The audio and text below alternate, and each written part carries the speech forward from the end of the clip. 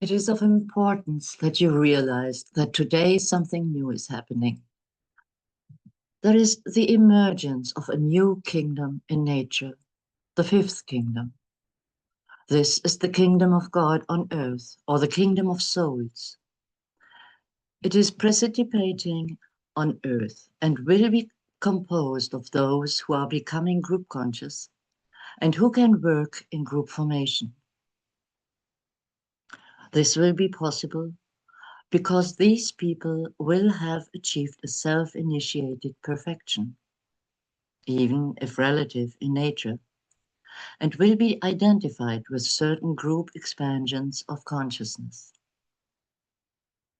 It will also be because they have arrived a love of their fellow men just as they have loved themselves in the past. Think on this with clarity, my brothers, and grasp, if you can,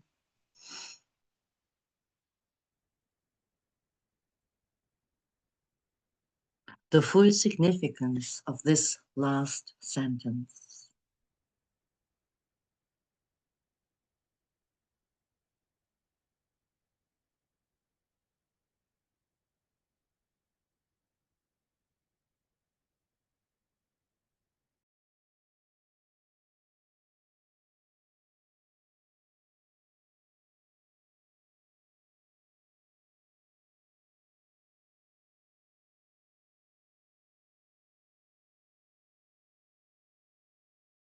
Before we begin, let us align as soul and as a group and see our group approaching Master Decay's study.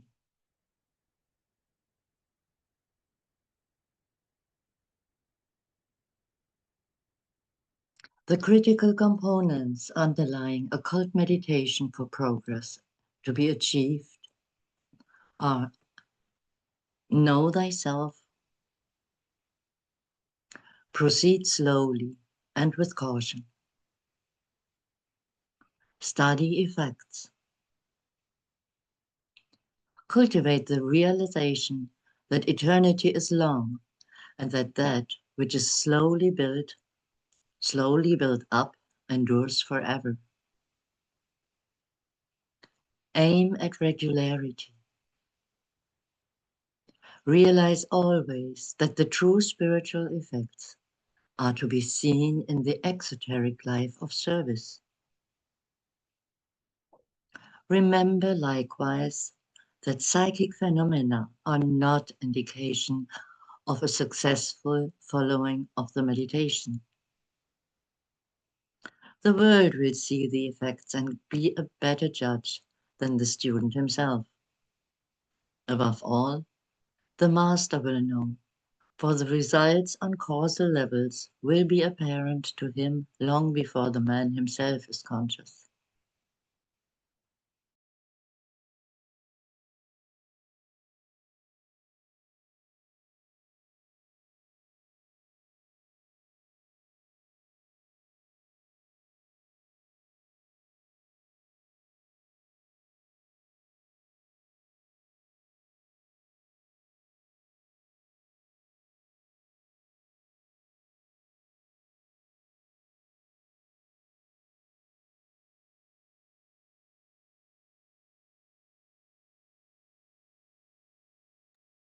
Andrea, would you read?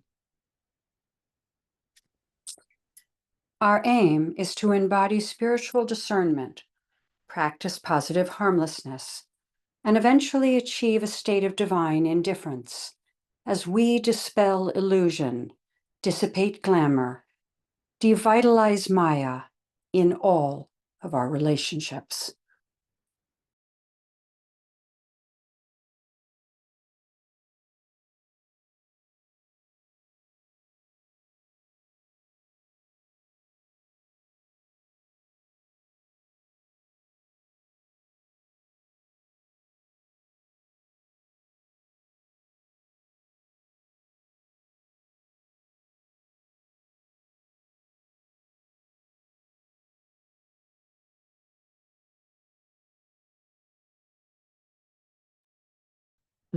Would you like to read?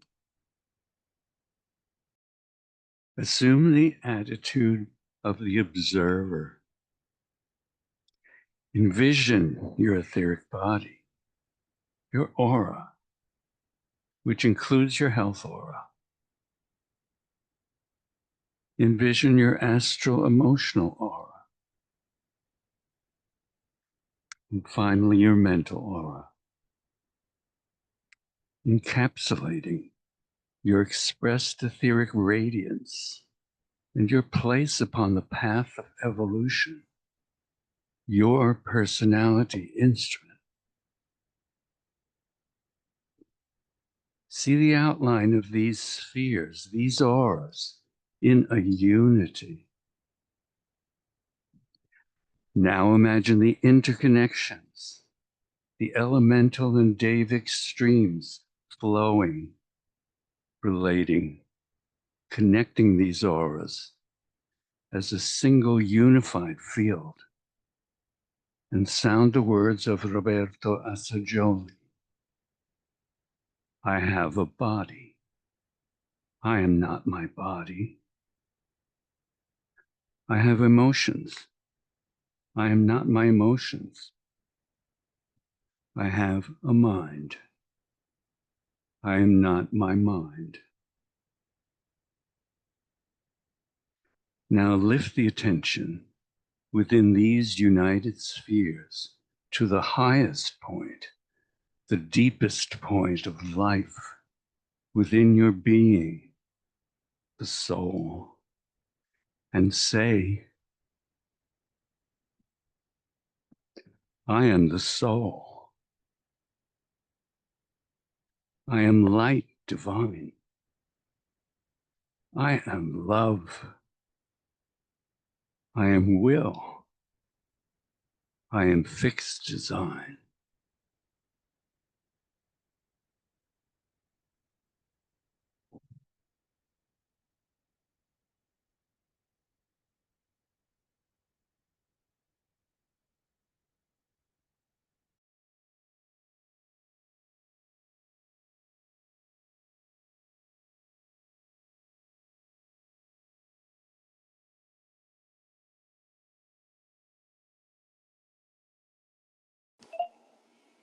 Linking your heart, head, and ajna center, find the spark of monadic life hidden within the center of your being. Allow this point to permeate your entire being. Aligned with soul of all, draw down soul radiance into the egoic lotus, the soul vehicle. Silence received from the ashram.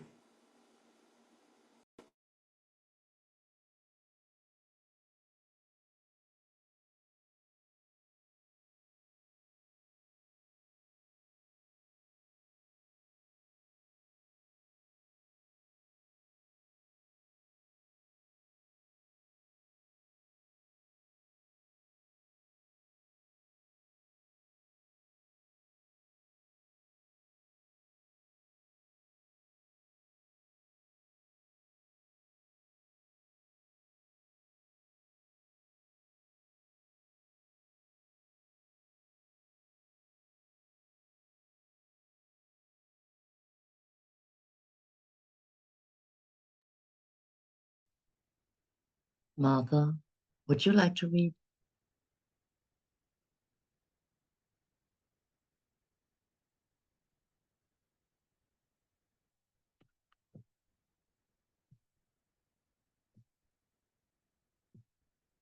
Martin. We know that an ashram is a place of quietly confident, regulated effort. The plan and the immediate service activity are known, and disciple and initiate, each aware of his task and equipment, proceed to carry out the phase of the one work, which is theirs. Each senses its relationship to the phases of the work undertaken by his group brothers. It is in learning to see the picture whole, as the master ever sees it, that confidence and security are developed.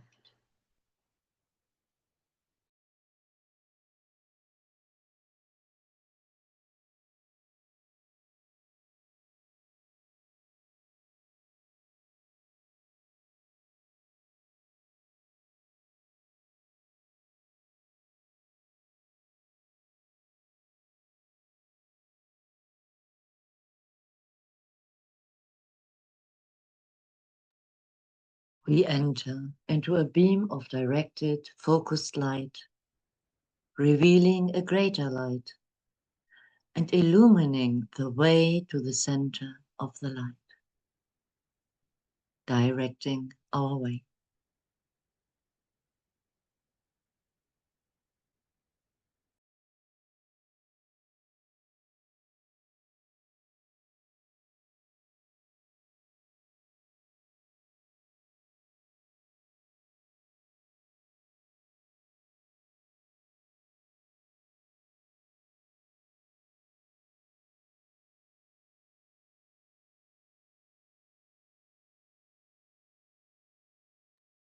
Now, merging with the group present, those joining subjectively, and our our current service groups, in the heart, mind, and heart in the head, we silently connect into the great web of light. Om Mani Padme Hum.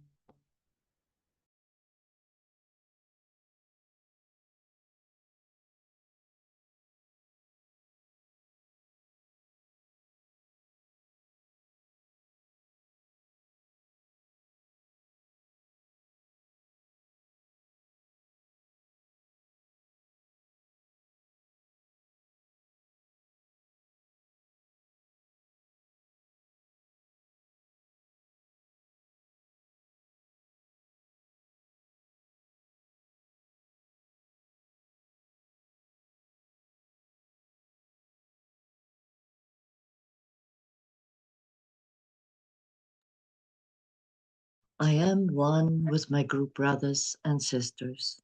Anything else? Sorry, Andrea. Yeah, please go on. Go ahead. I am one with my group brothers and sisters, and all that I have is theirs. May the love of the one soul pour forth to all. May the energy of one soul lift and aid all. May the thoughts which the soul creates reach and encourage all. May the energy of the divine self be spread abroad in our hearts, through our groups, and throughout the world.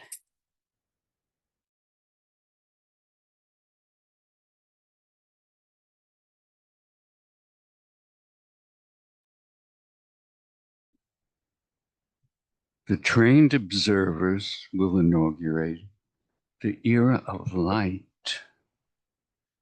and of a free control of the astral plane, with its quality of freedom from illusion and glamour.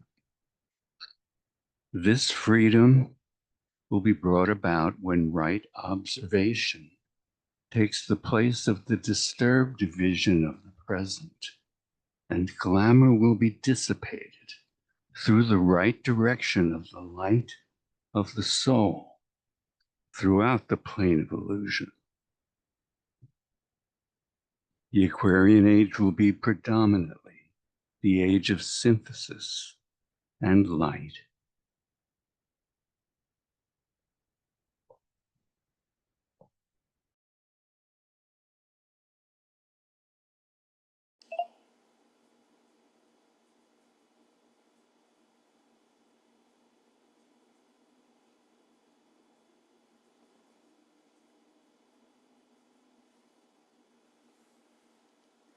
The second group, the trained observers, is wrestling with glamour.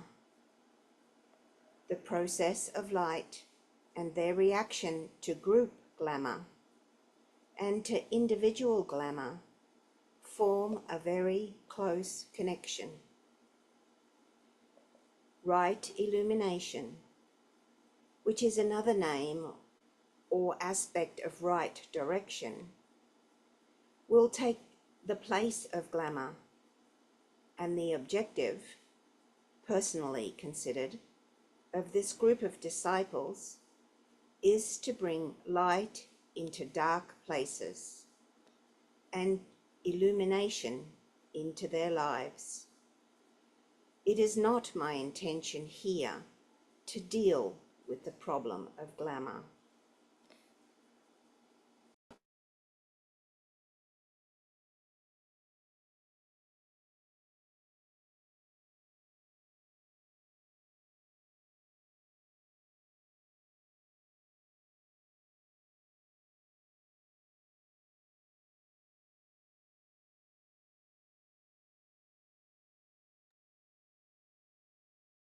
From certain angles, the work of the second group, the trained observers, is exceedingly hard, harder perhaps than that of any other group, except that it is engaged in political work.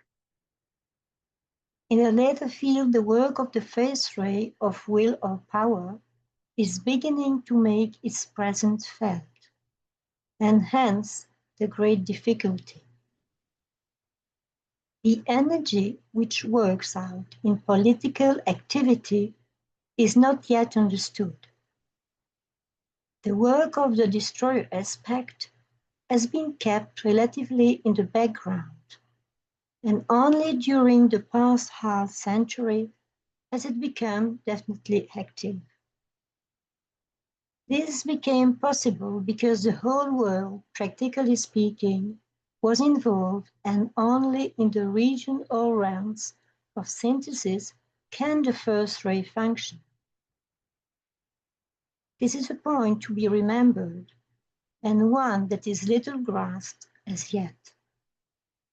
I wonder if you can appreciate the importance of the two statesmen and then the first ray found in this short paragraph. I oft give you so much real information of which you remain oblivious.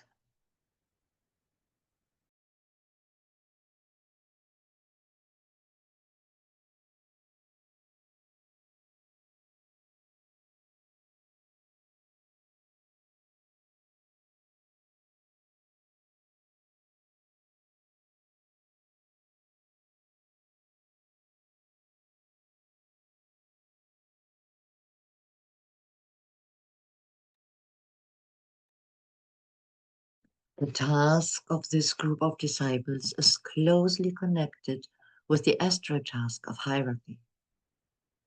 This is at this time the dissipation of the world illusion.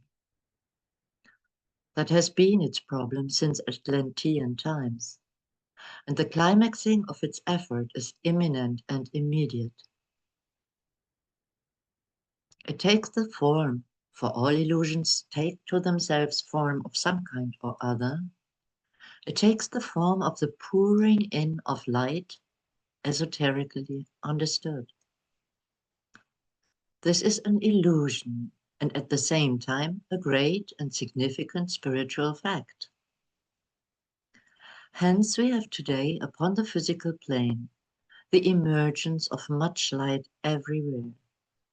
We have festivals of illumination and a consistent endeavor on the part of all spiritual workers to enlighten mankind. And a great deal of talk on the part of educators on an illumination of a mental kind.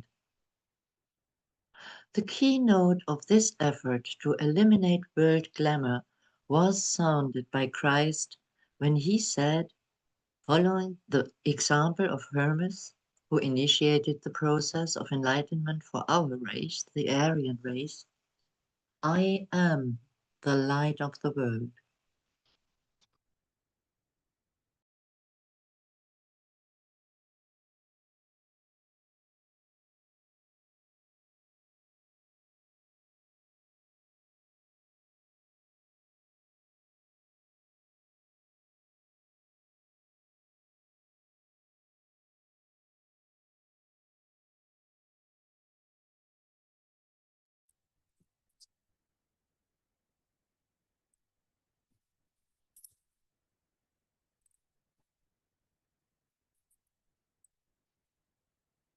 disciples must learn the significance of illumination received in meditation and the necessity to work with light as a group for the dissipation of glamour. Hermes and Christ undertook this work of astral enlightenment and are constantly occupied with this task. Their work in the New Age is to be aided by the intensive activity of certain groups, of which this second group is one. Later, when the new civilization is nearing appearance, these groups will all have in them two key persons or points of energy through which the forces of Hermes and the will of Christ will be focused, and through which they will be enabled to work. When this takes place, the task of dissipating the world glamour will be much more rapid than it is today. In the meantime, groups of disciples can nurture and conceal, thus protecting from trouble, the germ or seed of the new Aquarian culture and civilization along this particular line of freedom. Again, I repeat, they must do this along with other groups working along similar lines, either consciously or unconsciously.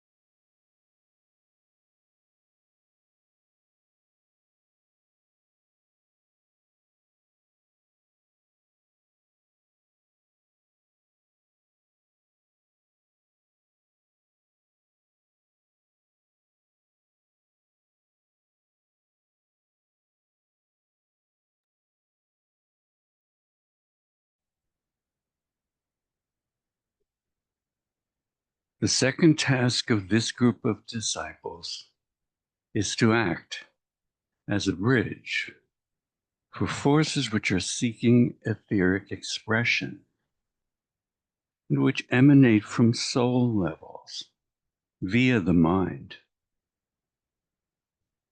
I have earlier pointed out in a treatise on white magic that the astral plane is itself an illusion. When the first task of the groups working with world glamour is accomplished, this will be evident. I can give you as yet no real idea of the underlying meaning, for you are all working in some measure upon the plane of illusion and of glamour. And for you, the world illusion exists, and the astral plane is for you a fact. But this I can say. For the initiate members of the Great White Lodge, the astral plane does not exist. They do not work on that level of consciousness. For the astral plane is a definite state of awareness, even if, from the spiritual angle, it has no true being. It embodies the great creative work of humanity down the ages. And it is the product of the false imagination and the work of the lower psychic nature. Its instrument of creative work is the sacral and the solar plexus centers.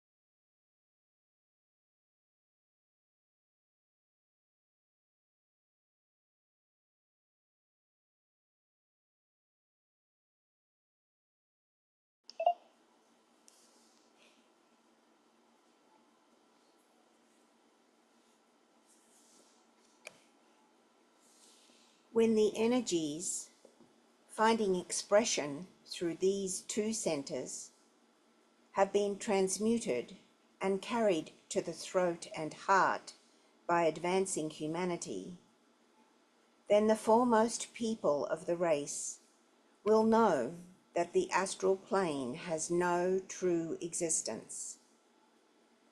They will then work free from its impression, and the task of freeing humanity from the thraldom of its own creation will proceed apace. In the meantime, a group of disciples is being slowly built up, of which this second group is a part, and in which it can play an important function and occupy a key position. So a group of disciples is being slowly built up, which can gradually aid in the task of dispelling the great illusion, and can act also as a bridging group, so that those who are freeing themselves from glamour can find their way into the vortex of influence wielded by the group, empowered thus to work. Then 3 things can happen. 1. Those who thus approach the group will find their efforts to live free from glamour greatly helped and intensified by the group assistance. 2. They will swell the number of those so working and hasten the processes of dissipation. 3. The hierarchy will be enabled then to work more closely upon earth and to approach much nearer to mankind. The third function of this second group lies in a more distant future.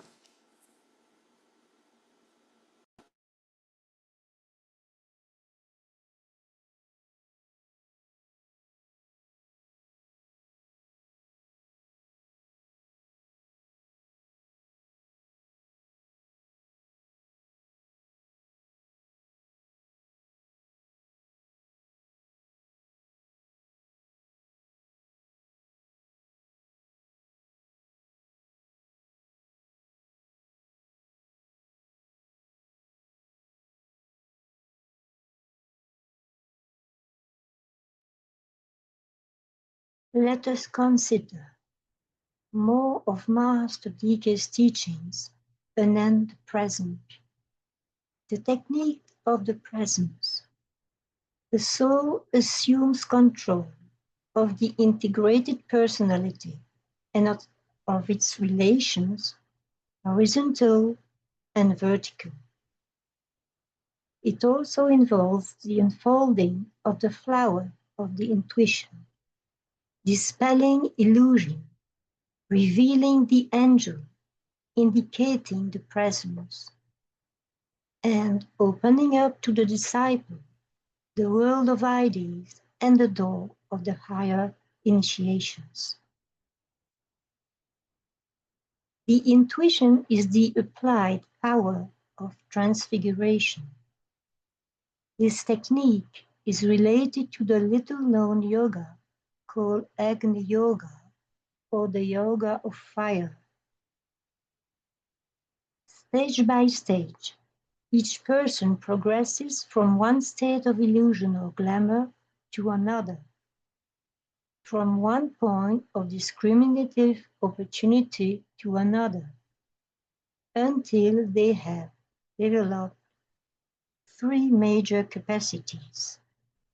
First, the capacity to handle faults. 2. The capacity to tread the middle way between the pairs of opposites. 3. The capacity to use the intuition. Master DK adds, you must bear in mind that none of these 3 stages are, in reality, divided off from each other by clear lines of demarcation. No, do they follow each other in a clear sequence. They proceed with much overlapping and often with a partial simultaneity. It is only when the disciple faces certain initiations that they awaken to the fact of these distinctions.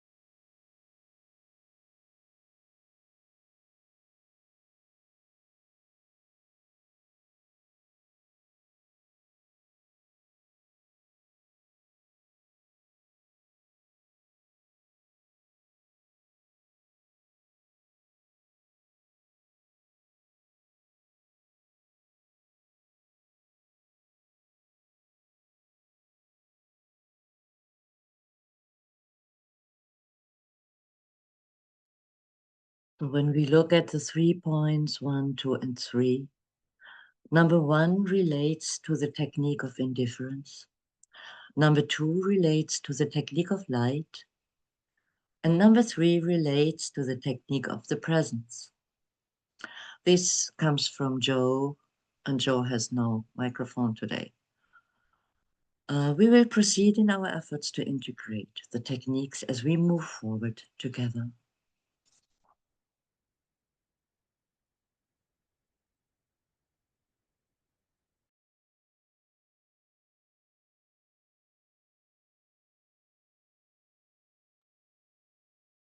These capacities are developed by resolving the pairs of opposites on the physical, astral, and lower mental planes. Then one faces the climaxing resolution, equipped with these powers. Number 1 is the power of transmission, 2, the power of illumination, and the power of intuition, the third. The initiate becomes aware of those two great and apparently opposing entities, with both of whom finding the self consciously identified, the angel of the presence and the dweller on the threshold. Behind the angel of presence, dimly sensed, not another duality, but a great identity, a living unity, which, for lack of a better word, we call the presence.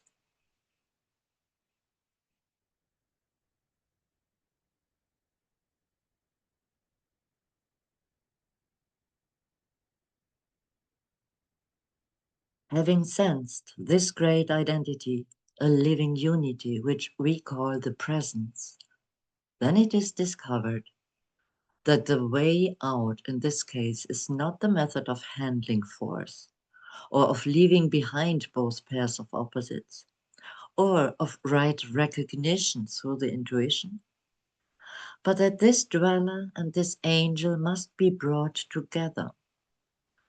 The lower entity must be blotted out in the light or forced to disappear within the radiance. This is the task of the higher of the two entities, with which the disciple or the initiate consciously and deliberately identifies the self. This is the problem which faces the initiate before taking the final 3 initiations.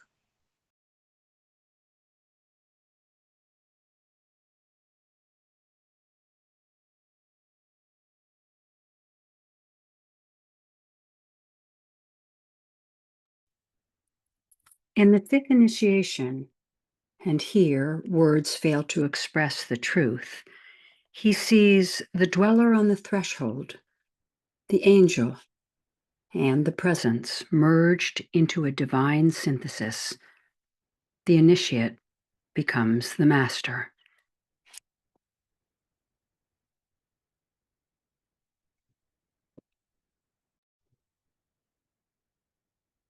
It must never be forgotten that all egos work in group formation and under the direct control of those thinkers who embody the divine logoic thought.